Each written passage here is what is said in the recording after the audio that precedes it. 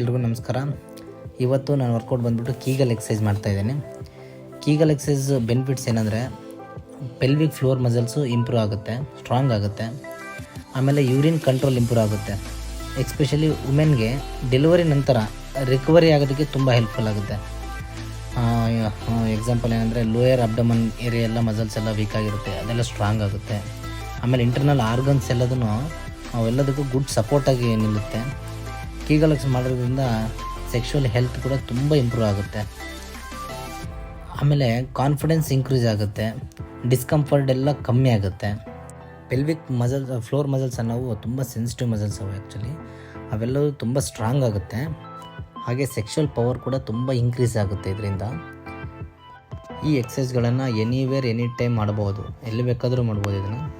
ಆಮೇಲೆ sitting, standing ಅಥವಾ lying down ಎಲ್ಲ ಪೊಸಿಷನಲ್ಲೂ ಕೂಡ ಈಸಿಯಾಗಿ ಮಾಡ್ಬೋದು ಅಂಥ ಎಕ್ಸಸೈಸ್ಗಳಿವು. ಇವನ್ನ ಡೈಲಿ ಜಸ್ಟ್ 30 ಮಿನಿಟ್ಸ್ ಪ್ರಾಕ್ಟೀಸ್ ಮಾಡಿದರೂ ಕೂಡ ಲಾಂಗ್ ಟರ್ಮ್ ಹೆಲ್ತ್ ಬೆನಿಫಿಟ್ಸ್ನ ನೀವು ಡೆಫಿನೆಟ್ಲಿ ನೋಡ್ಬೋದು. ಟ್ರೈ ಮಾಡಿ. Thank you so much. Bye bye.